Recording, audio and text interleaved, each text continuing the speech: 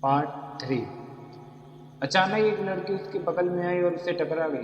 कृपण जमीन की ओर गिर पड़ा और लड़की उसे पकड़ना चाहती थी। हालांकि वह खुद को संभाल नहीं पाई और कृपण की ओर गिर गई। क्योंकि सड़क बारिश के कारण चिकनी थी तो लोग यहाँ से बहुत कम आते जाते थे। कृपण की पुतली आश्चर्य से थोड़ी चौंकी हो गई। उसने जल्दी से अपने बगल के पेड़ को पकड़ लिया और सफलतापूर्वक नीचे गिरने से बच गई। दुर्भाग्य से वह लड़की खुद को नहीं संभाल पाई और नीचे गिर पड़ी। उसने दर्द से कराहा। तभी कृपण ने उसके पास कुछ खाने का सामान देखा जो उसके नीचे गिरने से नीचे गिर चुका था। कृपण ने तुरंत उसे पकड़ लिया, लेकिन कृपण के इस कारनामे से वह लड़की बहुत ज़्यादा नाराज़ हो गई। उसने खुद को संभालते हुए कहा, क्या तुम खाने के लिए मुझे मारना चाहते हो? वह लड़की खड़ी और उसने कृपण की यूनिफॉर्म को देखा। हालांकि रोशनी इतनी कम थी कि कृपण उसका चेहरा ठीक से नहीं देख सका। केवल वह इतना जान सका कि लड़की उससे बहुत लंबी थी। एक बरसात की रात में एक छात्र की सीरियल किलर ने हत्या कर दी और उसे जंगल में फेंक दिया। कृपण ने कल अखबार की न्यूज़ की कल्पना पहले से ही कर ली थी। अरे बहुत भूख लगी है, इससे फर्क नहीं पड़ता कि मैं यहाँ मार दिया जाऊँ, मैं भूखा नहीं मरना चाहता। उसने उस खाने को तुरंत खा लिया और वहाँ से जाने लगा। वह लड़की अपने गंदे कपड़े झाड़ते हुए उसने कृपण की ओर देखा। उसने कुछ देर तक उसे देखा और अचानक से पुकारा, आर्यन। बारिश के बीच कृपण ने घबरा कर लड़की की तरफ देखा। इतनी देर हो गई है, तुम यहाँ क्या कर रहे हो? मैं इससे ज़्यादा कृपण और कुछ भी नहीं कह सका। वह क्या ही कह सकता था। तुम क्या कर रहे हो? तुम इस पुराने शिक्षण भवन में क्या कर रहे हो? लड़की ने अपने आप को संभाला और शांति से पूछा, जल्दी वापस चले जाओ। फिर वह कृपण के पास से तेजी से गुजरी, लेकिन रुकने को तैयार नहीं थी। उसे बारिश में गायब होते देख कृपण ने अपना चेहरा पूछा। वह बहुत ज़्यादा डर चुका था। फिर उसने शिकायत की, पागल लड़की। स्कूल बंद था तो कृपण को बाहर निकलने के लिए दीवार पार करनी होगी। उसने उस पर चढ़ने की एक जगह ढूंढी। स्कूल की दीवार थोड़ी ऊंची थी, लेकिन वह थोड़ी देर के लिए उस पर चढ़ने में सफल हो गया। दीवार के ऊपर चढ़ने की जद्दोजहद में वह इतना ज़्यादा थक गया था कि उससे खुद को खड़ा होना भी मुश्किल हो चुका था। उसने पहले तो खुद को शांत किया और बारिश के बीच वही आराम करने लगा। मैं बहुत ज़्यादा थक गया हूँ। यदि मुझे खाना ना मिलता तो मैं मर ही जाता। कृपण दीवार के ऊपर बैठा था। जब उसे ठीक से दिखाई देने लगा तो उसने देखा कि उसके पैरों के नीचे पेड़ के पीछे कोई खड़ा है। अरे, तुम मेरा पीछा क्यों कर रही हो? एक खूबसूरत लड़की का पीछा करने का मतलब क्या है? पेड़ के पीछे खड़ी लड़की यह जानकर कि उसे पकड़ लिया गया है, वह धीरे धीरे बाहर आई। और यह वह लड़की थी जो उससे पहले मिली थी। लड़की दीवार के पास आई और कृपण की ओर देखा, जो पेड़ के बल लेटा हुआ था। शिक्षण भवन का गेट बंद था। इससे यह स्पष्ट हो गया कि वह यहाँ क्यों है। मैं भी दीवार के पार जाने वाली थी। बारिश की आवाज़ में उसकी आवाज़ किसी बांसुरी की तरह मधुर थी। कुछ देर तक दोनों चुप रहे। थोड़ी देर बाद कृपण ने कहा, मुझे तुम्हारे पास से कुछ और खाना मिल सकता है? जाहिर है लड़की सवाल से हैरान थी। कृपण ने फिर पूछा, नहीं, वह तो लड़की है। वह हर समय अपने साथ इतना खाना कैसे ला सकती है? कृपण उठकर बैठ गया। इस पीछा करने वाली लड़की से वह बात करने को तैयार नहीं था, जिसके पास खाने के लिए कुछ भी नहीं था। वह दीवार से नीचे कूद गया। बाहर एक गली थी, वह अंधेरी और वहाँ स्ट्रीट लैम्प भी नहीं था।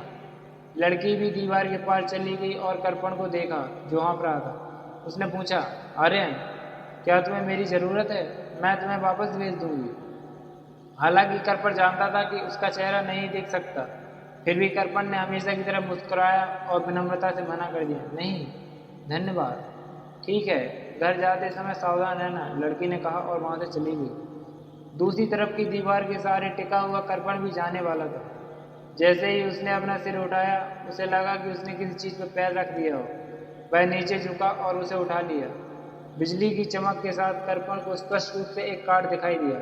यह एक आइडेंटिटी कार्ड था। इसे खाया नहीं जा सकता, बेकार।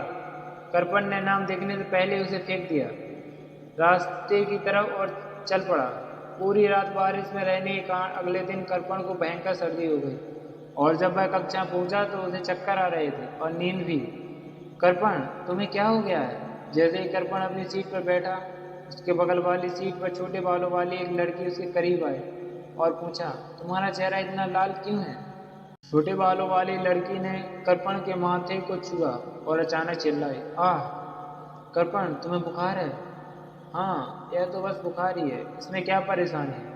कृपण ने छोटे बालों वाली लड़की को दूर करते हुए कहा। उसके चेहरे पर मुस्कान थी।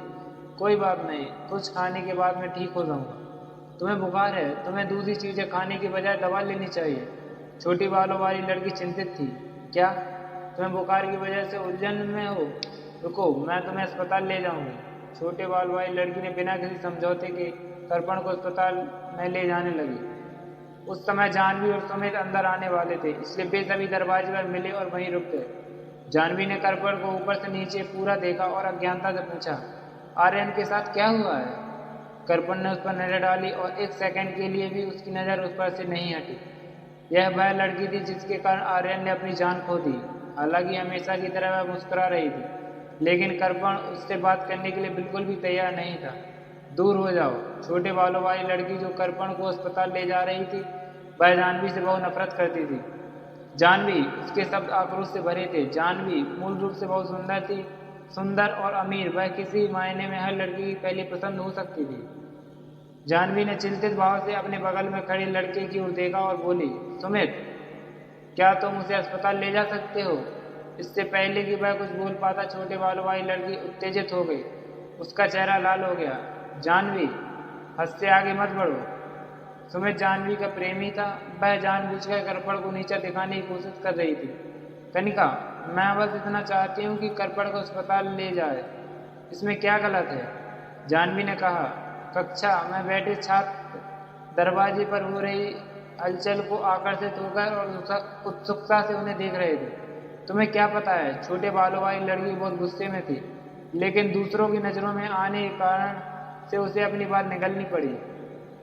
यह जानते हुए कि कृपण जानवी को पसंद करता है, वह कुछ नहीं कह सकती थी। जानवी अभी भी कृपण की मौजूदगी में दिखावा कर रही थी। वह बस कृपण को गुस्सा दिलाना चाहती थी।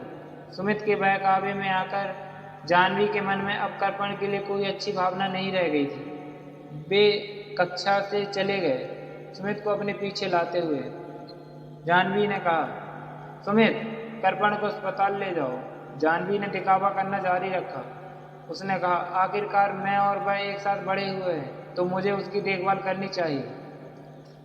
हमारे काम में दखल मत दो, छोटे बालों वाली लड़की ने धीमी आवाज में कहा, जिसे उसके अलावा कोई नहीं सुन सका। वह गुस्से में थी। उसका चेहरा एकदम उदास हो गया। तुमने कृपण को कितना दर्द दिया है, वह वही जानता है। छोटे बालों वाली लड़की भी अब चुप नहीं रह सकी। उसने कहा, जानवी, तुम एक बहुत ही बुरी लड़की हो जो खुद के बारे में सोचती है। कनिका, इतना खुलकर मत बोलो, वो लोग नहीं समझ पाएंगे। समय बर्बाद मत करो। चलो यहाँ से चलते हैं, कृपण ने मुस्कुराते हुए कहा। कनिका ने आश्चर्यचकित होकर कृपण की ओर देखा। क्या यह शब्द कृपण के थे, जो जानवी को सच में पसंद करता था? आज उसने उसी जानवी के खिलाफ बोला। जानवी पहले ही कनिका से नाराज थी, लेकिन अब कृपण ने जो कहा, उस कारण उसकी आंखों में क्रोध भड़क उठा। कृपण, तुमने ऐसा कहा? कृपण हमेशा बोलने से पहले मुस्कुराता था। उसका चेहरा मासूम था। अफसोस, अब तुम इंसानों की भाषा भी नहीं समझ सकती, क्योंकि तुम नहीं जानती कि इंसान कैसे बोलते हैं। इसलिए मैं तुमसे बात करने में इंटरेस्टेड नहीं हूँ। कृपण, तुम इतने स्वार्थी कैसे हो सकते हो? जानवी कृपण के व्यवहार से असंतुष्ट लग रही थी, लेकिन उसने अपना गुस्सा काबू में किया, क्योंकि वह दूसरों के सामने आकर्षण का केंद्र नहीं बनना चाहती थी। कनिका ने चुपके से कृपण की जांच की। उसकी अंतर्ज्ञान ने बताया कि उसके सामने जो लड़का है वह उससे थोड़ा अलग था जिससे वह पहले मिली थी। अगर कृपण ने अतीत में जानवी और सुमित को एक साथ देखा होता तो वह ऐसे बर्दाश्त नहीं कर पाता और भड़क जाता, लेकिन आज वह इतना शांत था तो जो अजीब है। तुम्हारे साथ बदतमीजी करने में क्या बुराई है? कृपण का चेहरा बुखार के कारण लाल हो गया। अब उसका चेहरा की मुस्कान और भी ज्यादा प्यारी लग रही थी। लड़कियां भी उसके आगे खुद को शर्मिंदा महसूस करेंगी। यह गलत है। जानवी ने अपने दिल में उलझन छुपाई।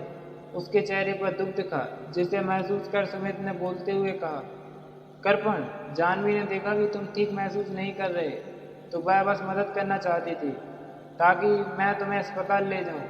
यह ठीक है कि तुमने उसकी दयालुता स्वीकार नहीं की, लेकिन तुम्हें इतना कठोर नहीं होना चाहिए था। क्या तुम्हारे माता पिता ने तुम्हें शिष्टाचार नहीं सिखाया है? जाह्नवी की अभिव्यक्ति भी ऐसी थी कि दूसरों को नहीं लगा कि वह जानबूझ कर ऐसा कर रही है। अब चेतन रूप से अन्य लोग उसके पक्ष में थे। कृपण ने मजाक भरी आवाज में हंसते हुए कहा, "हाँ, तुम मुझे यह कहकर डांट रहे हो कि मेरे माता पिता ने मुझे अच्छी तरह नहीं पढ़ाया, लेकिन क्या तुम्हारे माता पिता ने तुम्हें अच्छे शिष्टाचार दिए हैं?" सुमित को उम्मीद नहीं थी कि कृपण सीधे तौर पर ऐसा कहेगा। जब उसने यह सुना तो उसके चेहरे के भाव बदल गए और उसके हाथ अनजाने में अपने कपड़ों को कसकर पकड़ने लगे। उसने गहराई से सांस लेते हुए समझाया, "मेरा यह मतलब नहीं था, मेरी बातों को गलत मत समझना। सुमित, उससे ज़्यादा मत बोलो, वह बिना किसी बात की परेशानी खड़ा करना चाहता है। कृपण, तुम इससे माफ़ी मांगो और हम इसे जाने देंगे।" जाह्नवी सुमित के सामने आ गई और कृपण को उदासीनता से देखा।